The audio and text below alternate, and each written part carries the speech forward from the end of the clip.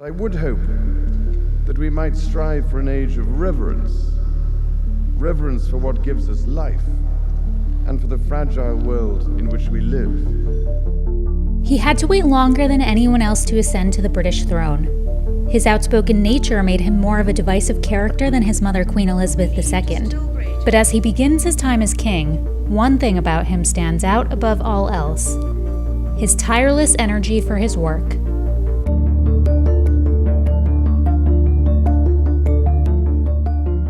Having reported on Britain's new king, travelling the UK and the world with him, what I think we're going to see in him is someone that works incredibly hard, because that's what he's always done.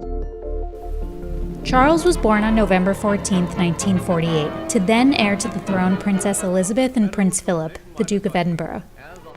To Princess Elizabeth, heiress presumptive to the throne, a son had been born.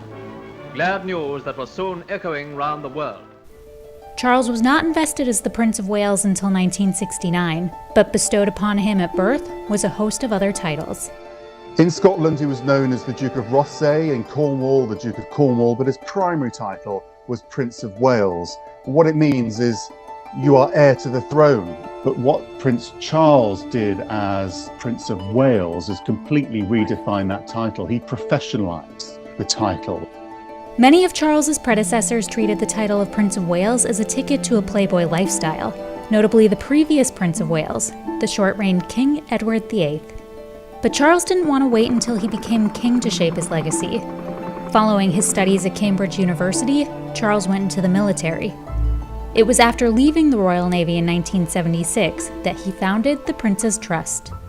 The Prince's Trust is something that he cares deeply about because he's done it for so long. It's one of his first causes, his first charities. But it also speaks to something he feels very strongly about, which is youth unemployment. I hope today you've had some flavour of just what can be achieved by getting that little bit extra sense of self-esteem and self-confidence.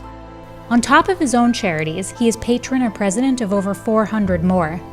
They all focus on subjects close to his heart, including young people, the environment, and education.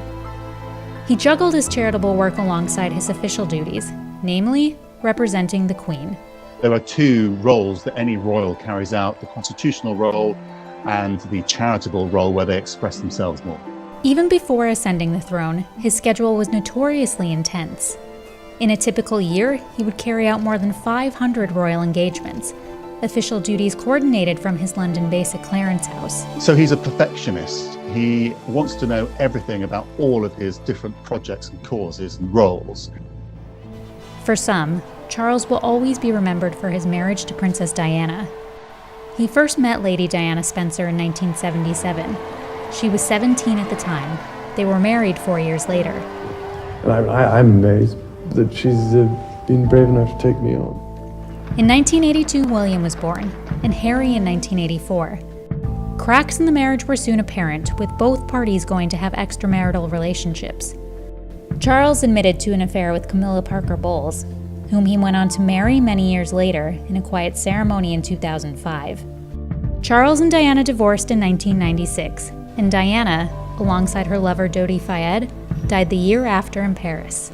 His priority was to look after the boys, and there's been a huge amount of criticism over the years of both the Queen and Prince Charles for the fact that they didn't come down to London and support the nation, but they very clearly made the decision to prioritise family over duties at that moment. In that tumultuous time, Charles did what he had always done: put his head down and focus on his work. Before ascending to the throne, his campaign sometimes sailed dangerously close to the line dividing the monarchy and politics. The infamous Black Spider memos revealed his passionate pleas on issues he was concerned about and gave him the nickname of the meddling prince. The head of state, which is the monarch, they have a duty to remain independent. Prince Charles always took the view that he had more leeway before he was on the throne. But he always made it very clear that when he became monarch, he would no longer express opinions in that way. Arguably, the cause he has championed most is the environment. He set up his home at Highgrove to become an organic farming powerhouse. He was talking about pollution issues long before they were mainstream, and he has become a leading figure in the fight against the climate crisis and plastic pollution. Global warming, climate change, and the devastating loss of biodiversity are the greatest threats humanity has ever faced. Charles is the oldest royal to be crowned king or queen, but much of his legacy has already been written.